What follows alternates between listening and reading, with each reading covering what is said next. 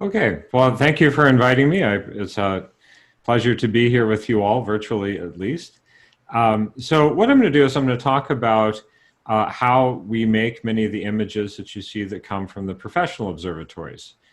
So as you probably know, the telescopes that are used for astrophysical research spend nearly all of their time doing just that, for doing research. But we do make color composite images from time to time. And so what I'm going to do today is describe that process, how we choose what we're going to look at, and then also the process that we go through in making the images. So just a little bit about myself. So I started doing this when I was a graduate student at the University of Colorado. Just as a hobby, I got into night sky photography back in the good old days, film photography. And then I went to Kitt Peak as a postdoc in 1998. And at that time, they built a wide field imaging camera called Mosaic. And they wanted to, which was an 8K by 8K array, so a 64 megapixel array, which even by today's standards is still a pretty good size array. But back in 1998, it was huge.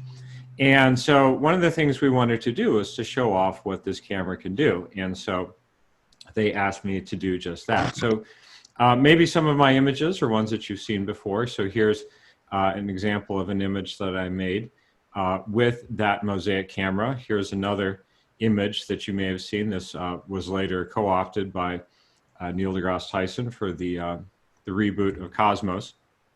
And it all got started when I was at Kitt Peak. And I'll mention that Jan and I were office mates while we were at Kitt Peak, and the fact that that he'll still talk to me after that says something about his character. So here's a picture of the Mosaic camera that I was talking about. And so this camera was used on both the 0.9 meter and 4 meter telescope on Kitt Peak. And when this camera was mounted on the 0.9 meter telescope, it had a 1 square degree field of view, which is a pretty large field of view for a professional telescope. So just for a sense of scale, if you hold your thumbnail out at arm's length, the size of your thumbnail will be about 1 square degree. So hardly a wide field of view by comparison to most cameras, but for telescopes at the time, it was considered to be quite wide field. And so we wanted to show off how big the field of view is. And so this is actually the first image that I ever made with the telescope. And what I did is I took an image of the moon and took an image of the sky behind it and then superimposed them to show off that the field of view was actually larger than that of the moon. And this is another image that I took with the Mosaic camera on the same night, as a matter of fact. And one thing I'll point out is that these two images are at the same scale. And so this picture of the Rosette Nebula shows that many nebulae in the sky are actually larger from an angular size perspective than the moon.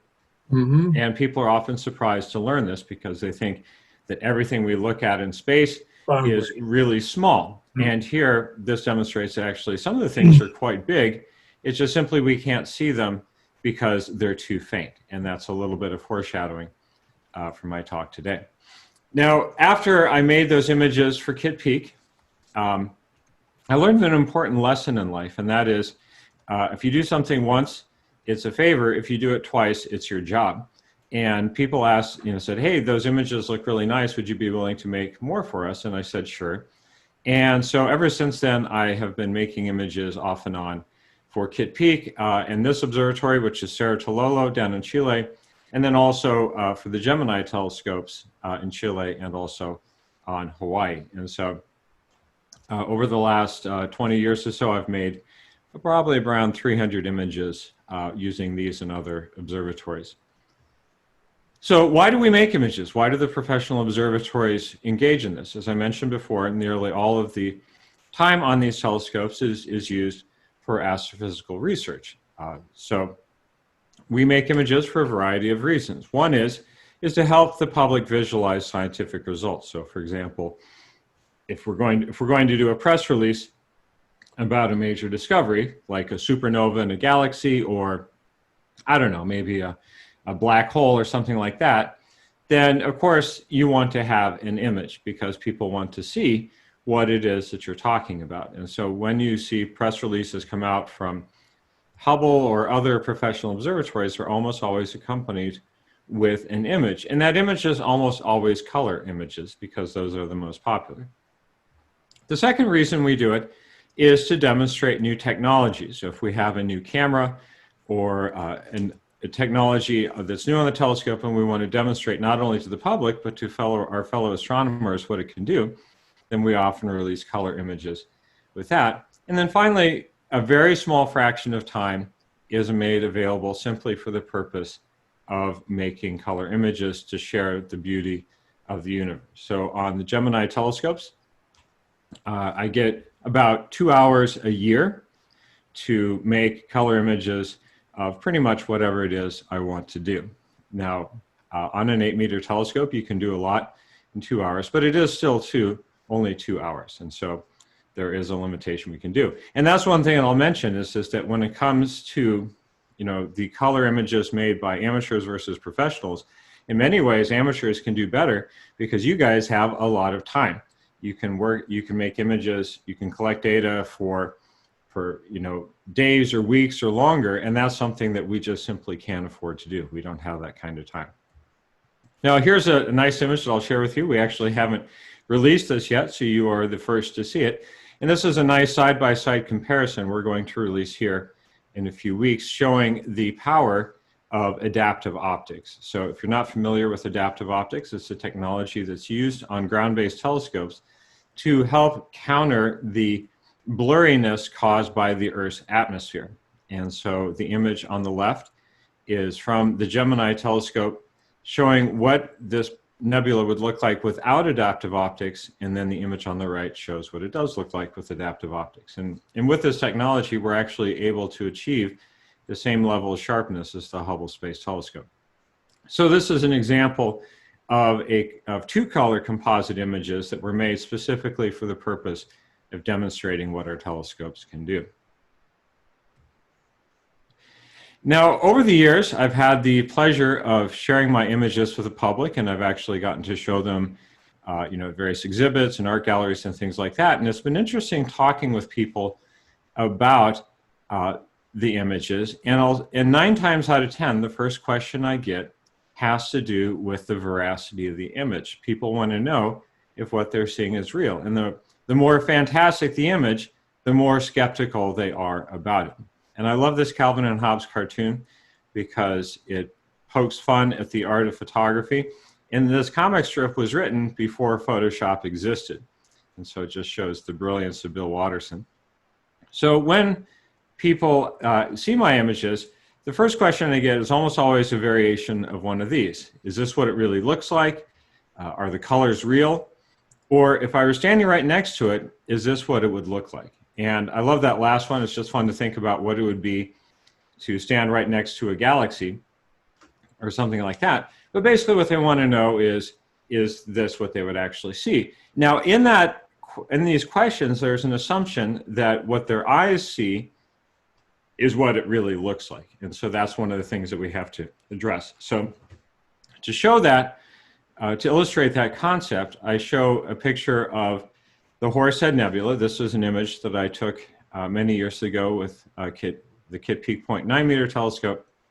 And I say, this is what it looks like to our telescope. Imagine you were to get in a spaceship and fly all the way out to the Horsehead Nebula. And then when you got there and you looked outside the window of your spaceship, what would you see? And the answer is this. This is what you would see.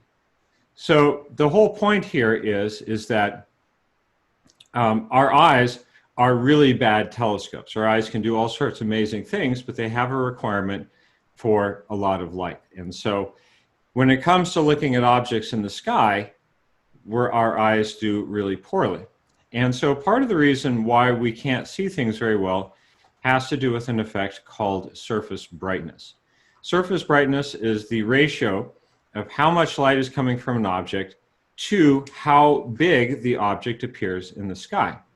Now, as you get closer to the object, two things happen. One is is that you're getting more light from the object. That's just the inverse square law. But as you get closer to it, the amount of sky that it takes up gets bigger and bigger. And so the ratio of these two actually cancel out. And so surface brightness does not depend on how close you are to the object. And so what that means is that if you can't see it with your eyes here on Earth, you still won't be able to see it if you get up closer to it. So the Horsehead Nebula I showed here is plenty big. This is a picture taken with mosaic. It's actually bigger in angular size than the moon, but you simply can't see it because it's too faint. So when people ask if this is what it really looks like, this picture right here that I'm showing you is an accurate representation of what the Horsehead Nebula looks like as seen by your eyes. And if that's what's exciting for you, then that's great. But the whole point of building telescopes is to give us superhuman vision. It's literally to make the invisible visible. And so when we make these color images, we are having to translate what the telescope can see into something our eyes can see. And in many ways, it's like translating from one language to another. You have to make some assumptions and decisions about the translation process. So what would be the point of spending billions of dollars to build things like the Hubble Space Telescope or the Gemini telescopes if they only showed you what our eyes could see? That would be pretty darn boring. So the answer to this question is almost always no. Now, the exception to this is if you're talking about objects that are lit by the sun.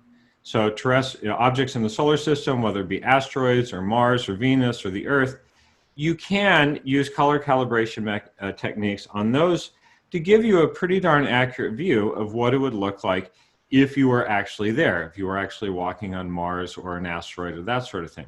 But when it comes to just about everything else in space, everything beyond our solar system, for the most part, these are objects that are too faint for our eyes to see. Now, when I'm talking about things like galaxies and nebulae and whatnot. So there's a variety of reasons. One is surface brightness. Another is that our eyes are really bad at seeing color in faint light. You've probably noticed this if you look up at stars in the night sky. A few are bright enough that you can see their color, like Betelgeuse and Antares, but most stars are too faint and they just look like a white dot. It also turns out our eyes are really bad at seeing red light. So for example, if you look at the Horsehead Nebula or the Orion Nebula through a telescope, even though most of the light coming from this nebula is hydrogen alpha red light, it will actually look bluish green to your eyes because our eyes are more sensitive to hydrogen beta and oxygen emission from those nebulae. And then finally, our eyes can't see all the different kinds of light. So astronomers build telescopes that are designed to see X-rays and radio waves and ultraviolet light.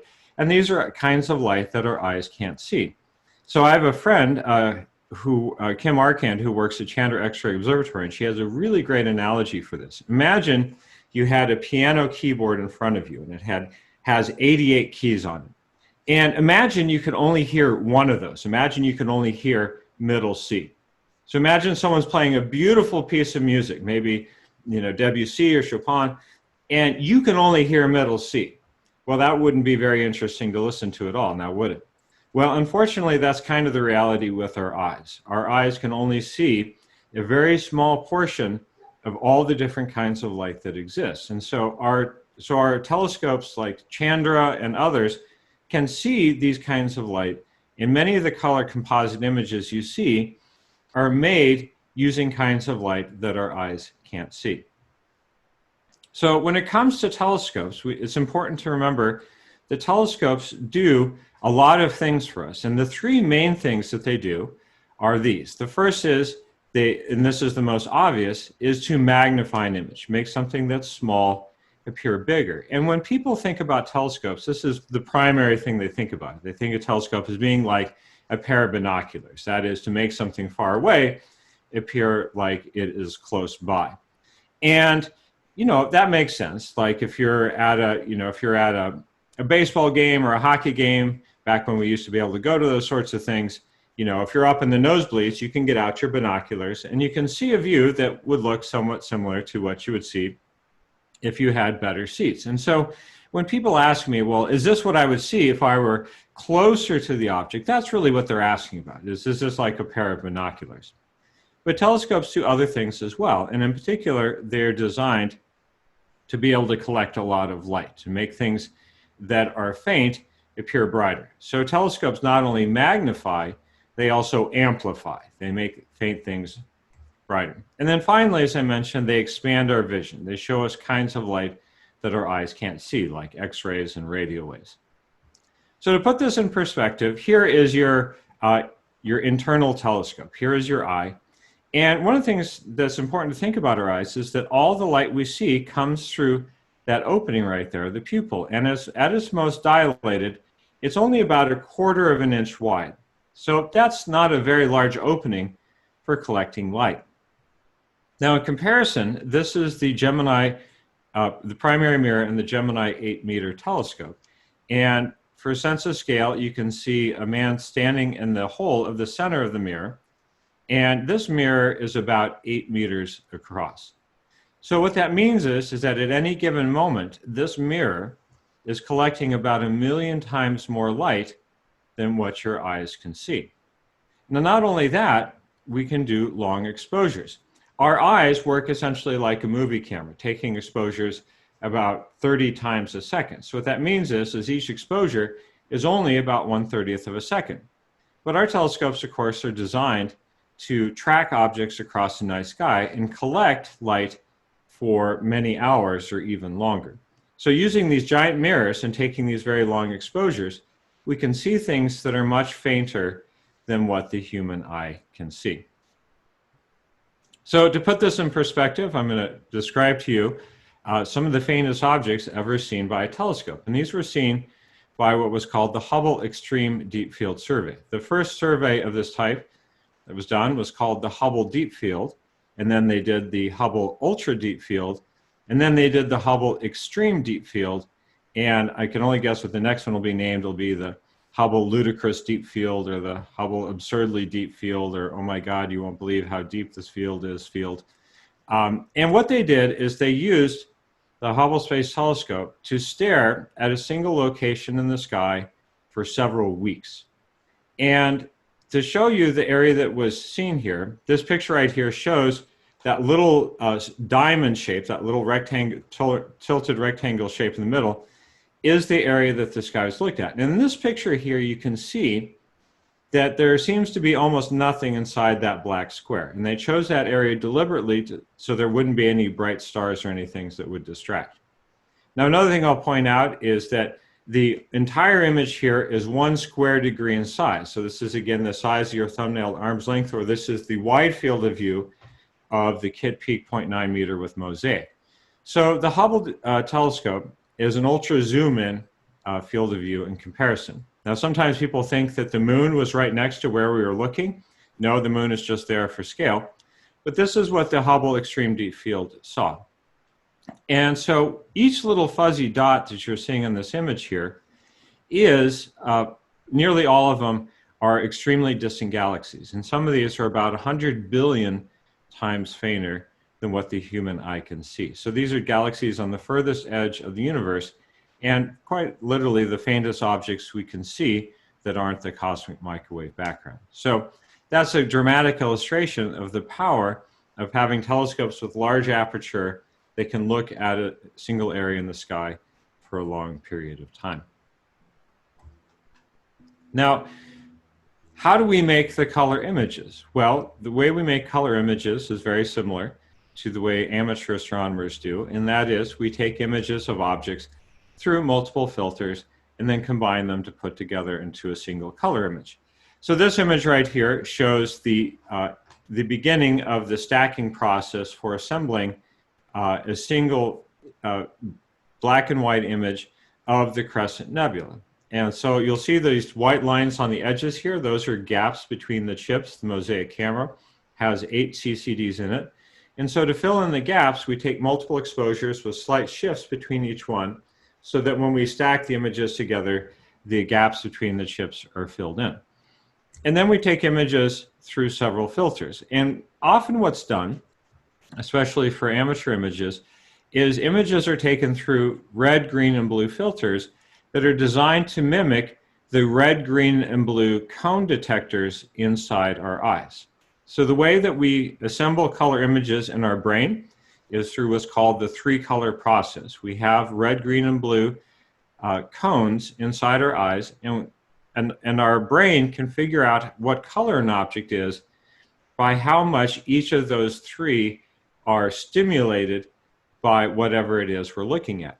So we can mimic this process, and we do it in, it's been done for over 100 years with color photography, and we use it with digital cameras as well, and that is to take pictures through red, green, and blue filters. And so astronomers have red, green, and blue filters that we can use for this process, and we can make images in this way that are often called natural color images, or sometimes they're called true color images. They don't really like that terminology because it implies everything, all the other kinds of images are fake, and that's not true. But so here's a final color composite using this technique of the crescent image. So in other words, we take an image through red, green, and blue filters, and then the final image you see is shown here.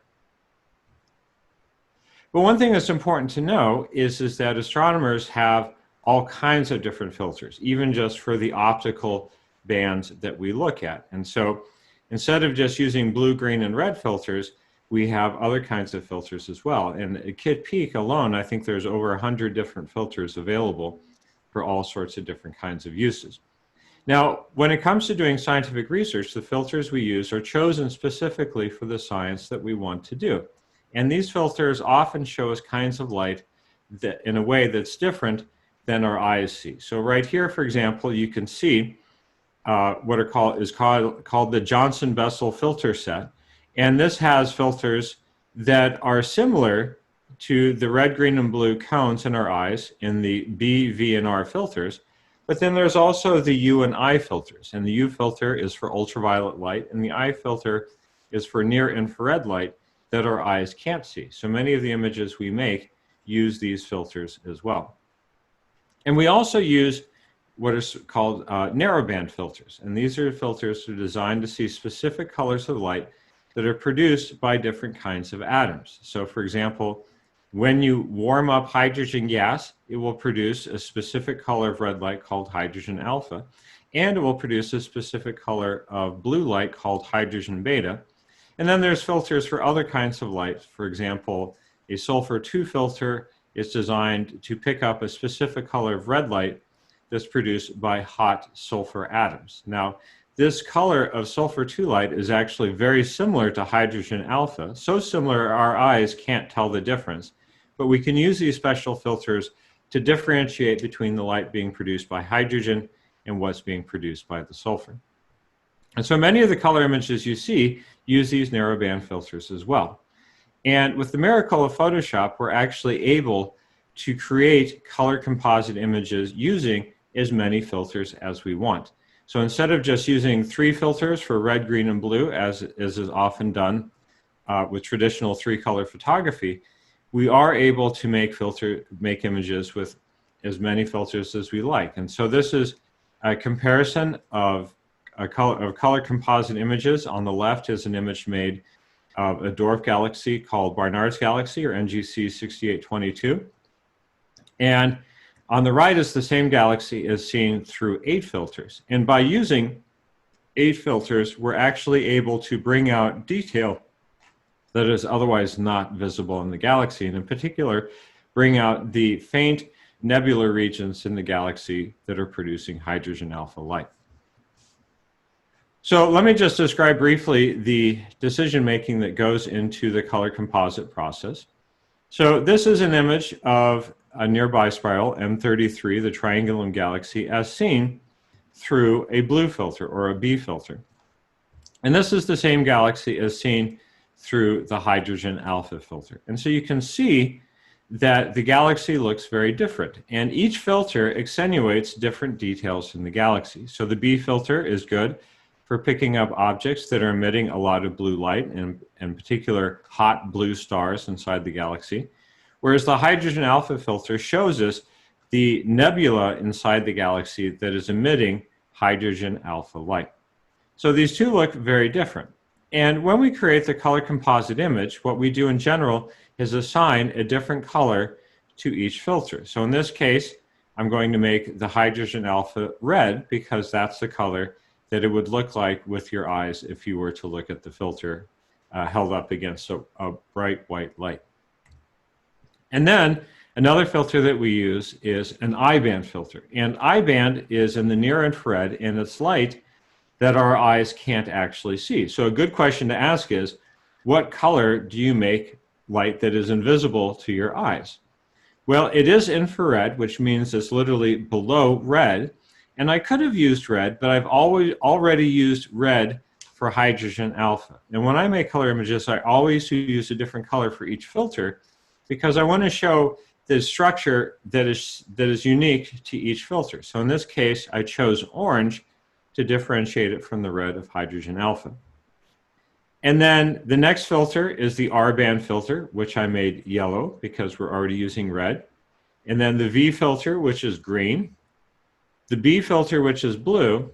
And then the U-band filter, which is for ultraviolet light that our eyes can't see, but I chose to use violet. And then when you combine them all together, this is what the final color composite image looks like. So in this case, this color image was made using 6 filters, 5 broadband filters, and 1 narrowband filter.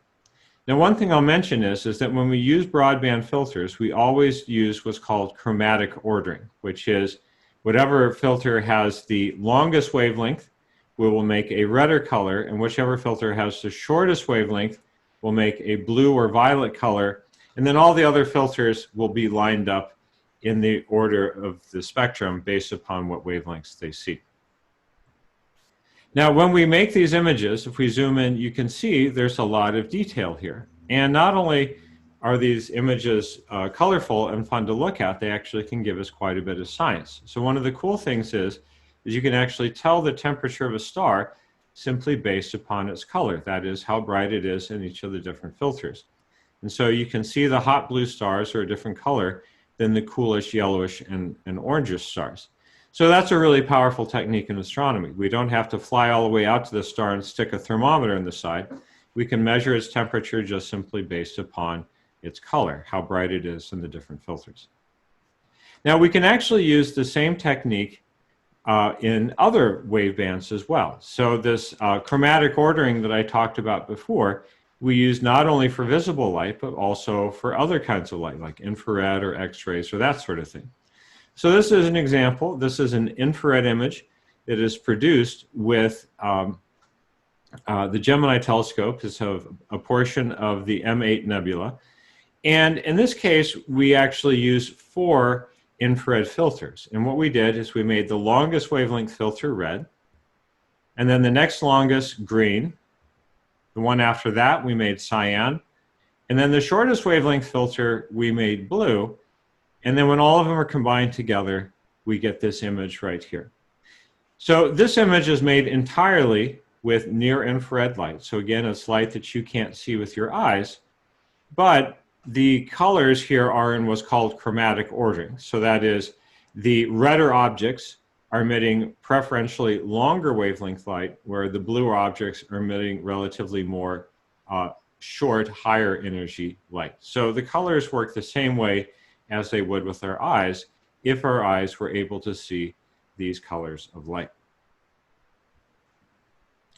Now, the next thing I'd like to talk about is how we actually think about color when we make our images. Because since we have so many different kinds of light and so many different filters, we can make images in all these sorts of ways. And a common question I get is, do we have a standard color scheme that we use for all of our images? And the answer is no, because every time we make an image, it may be with a different telescope or camera, or it may be using different filters and for a different kind of object.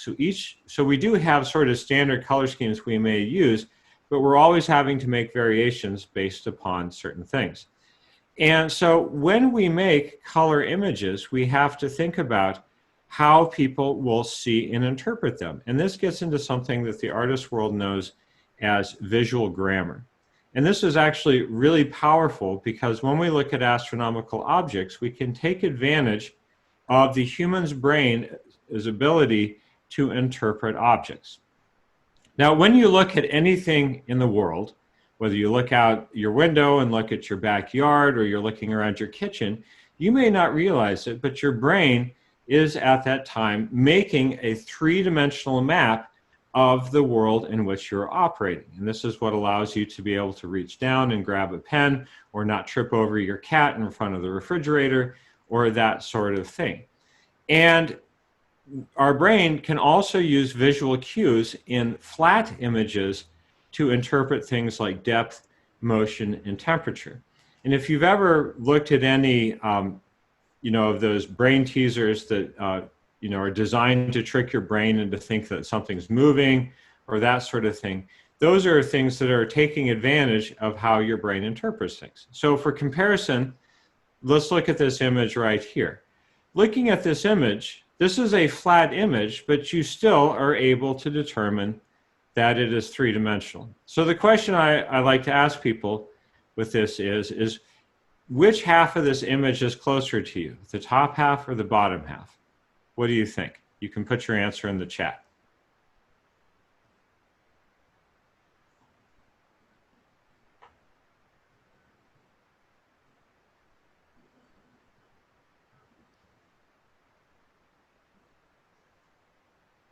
Okay, so I see people saying that they think the bottom half is closer.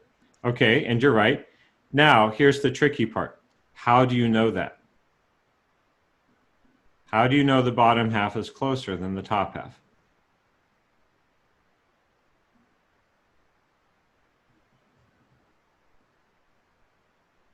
Okay, so Jan mentions the fog effect. Can you elaborate on that? What do you mean by the fog effect?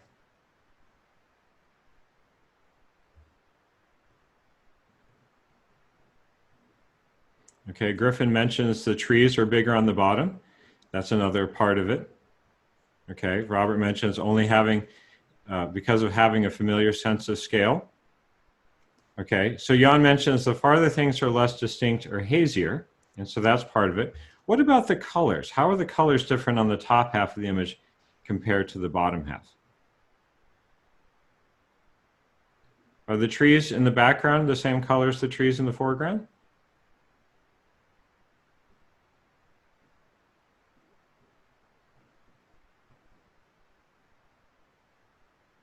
What do you think?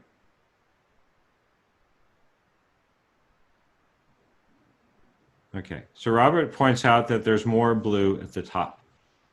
So that is a specific thing, that when we look at things off in the distance, they tend to look bluer than things in the foreground. And the reason why that is because of scattered light from the Earth's atmosphere. The sky is blue after all. And so when you're looking off at things in the distance, the atmosphere between you and that object scatters light, and it makes distant objects appear bluer. So that is one of the things. Another thing that was mentioned is that our brains naturally interpret objects that are similar shape and color to be fundamentally the same size. So if you see something that is bigger, then you assume it is closer than something that is further away. So when you look at this image and you see the leaves on the trees in the foreground, you see similarly shaped leaves that are smaller in the background, and our brain knows to interpret these as being further away. So these are all things that our brain uses to interpret depth. Now, an interesting example of this failing is when the Apollo astronauts went to the moon. When they went to the moon, they didn't anticipate this problem, but they had difficulty determining how far things were away from where they were. So here you see a picture. I believe this is the Apollo 15 lander. And if you look, you can see that there is a part of the moon behind them. And looking at it from this picture, it's not clear whether or not that's a relatively small hill that's just right behind the lander, or if that's a big mountain off in the distance. And as you look at that hill / mountain, you can actually convince yourself that it's either one. So the Apollo astronauts actually had difficulty navigating around on the moon, walking or driving around on the moon. They had difficulty gauging the distances to the objects they were trying to get to. And Apollo 14, the astronauts on the moon famously got lost. Well, they didn't get lost per se, but they had difficulty determining how far away it would be to this crater that they were trying to get to. And so when you go to the moon and there's no atmosphere, you lose this important visual cue that our brains are accustomed to using to interpret depth. So what does that tell us about astronomy? Well, when we look at astronomical photos, our brains are trying to interpret the color in there as well. And so people see images like this and they say, wow, that looks really three-dimensional. And it's not that it's a three-dimensional image in the sense that it's not stereoscopic, but it does look three-dimensional because of the way that color is used in the image. So looking at this image, there's a lot of visual cues that allow our brain to figure out the three-dimensional structure and shape of this nebula. So even though this is a flat image, it does look three-dimensional because our brains have the ability to interpret the colors and other visual cues inside the image to make it look three-dimensional. And just as a side-by-side comparison, I'll show Hubble images of the Keyhole Nebula. The image is what it looks like in color, and the image on the right is black and white. And I think you'll agree with me that the image on the left looks a lot fuller. It looks three-dimensional, whereas the image on the right looks more abstract and looks flat. So our brains are able to take advantage of the color in the left image to help us understand and interpret the image better than the black and white image on the right. Now, another interesting thing is how we interpret color to tell us about temperature. And most people think of red things as being hot and blue things as being cold because for the most part, we see flames that are red and ice that looks blue. But it turns out that the hotter something is, the more high energy or bluer light it produces. So when we look at stars, the blue stars are actually hotter than the red stars. So it is counterintuitive. So we have to think about this when we make the color images of objects. So here's another image that I made many years ago of the Triangulum galaxy. The picture on the left shows what the galaxy looks like using only optical data from a Kitt Peak telescope. And the image on the right shows the same image, but now we've added radio data from the Very Large Array telescope in New Mexico, which is where I went to work after Kitt Peak.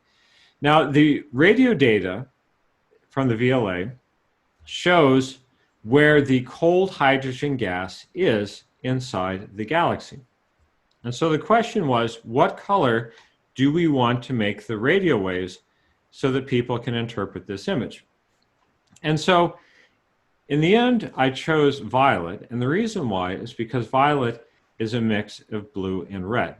Now, if you look at a zoom in of this galaxy here, you can see the red clouds of gas, which are areas where embedded stars are heating up the gas and causing it to glow and produce that famous red hydrogen alpha light that we've been talking about. So the red clouds of gas here are relatively hot, and so we can actually see them with a visible light telescope. Now, the radio waves that the Very Large Array telescope sees is also made of hydrogen gas, but this gas is too cold for us to be able to see with our eyes or with a visible light telescope. And so in creating this image, I chose violet because it has red and blue in it. And so that red allows the violet to blend with the clouds of gas where the stars are forming. And so it looks like they're interconnected, and they physically are. But because there's blue light in there, it conveys that that gas is colder, and that is also true. So in creating this image, we chose to use the colors the way we did to illustrate some scientific facts about what's going on in this galaxy, and specifically that there are clouds of gas inside the galaxy that are colder than the red regions that you see. So in doing this image, we're taking advantage of how our brain interprets color to convey a scientific story about the object. And so that's one thing that I want to emphasize when it comes to making these images, is that people sometimes ask is like, well, is there an art to this? And then the answer I'd say is yes. But that also tends to imply that that means that it's no longer science, that it's art versus science. And what we're doing here is we're using artistic principles of color and composition and visual grammar to tell a scientific story, to tell about what's going on in these objects that we image. And occasionally what's fun is we'll actually reverse the process. Sometimes we'll make a color composite image, and because of the way we've used colors, it'll actually reveal some information that we can use to learn more about the object. So this is an example. This is a picture that I made many years ago of what's called the Iris Nebula. And after I made this image, I looked closely and I noticed there were these little faint red smudges inside the nebula. And these objects that you're seeing are called Herbig-Haro objects. They're little jets of gas that are being shot out of young stars that are forming inside the nebula. And so even though this color image was created for the purposes of just making a pretty picture to illustrate, to share the universe, we were able to actually get some science. And so we then used an infrared telescope called Spitzer. And what we found is that you could see these objects in the infrared, and we were able to find the group of young stellar objects that were producing these jets of gas, and we were able to get a science paper out of it. So it was kind of fun because usually you have a scientific result and then you made a color image to illustrate that scientific result. But in this example, it went the opposite direction. The color image gave us some science. And so that was a fun thing as well. So if you're interested in learning more about the images I make, I have a very old and out-of-date website, but you can find it just by Googling my name, Travis Rector. As far as I know, there's only 2 Travis Rectors on the internet, and one of them is in jail in Texas, and that's not me. I'm the guy in Alaska. So if you Google my name, it should take you to my website where I keep a lot of the images that I make. But the website, as you can see, is a little bit out to date, and I need to update it. But I do keep many of the color images that I make on this website. And then I'll also mention that I have nice panorama shots of some of the observatories that I've gotten to go to over the years. And finally, I'll mention is that I've written a book, or I've co-authored a book called Coloring the Universe, which talks about a lot of the things I've talked about in this talk, as well as other things that I haven't had time for as well. And so if you're looking for a gift for a special someone, if you know anyone who's having a birthday in the next 365 days or something, maybe this might be a good gift for them as well. Okay, so I'll just leave you with this picture of me standing at Cerro Tololo, and I'll be more than happy to answer any questions that anyone might have.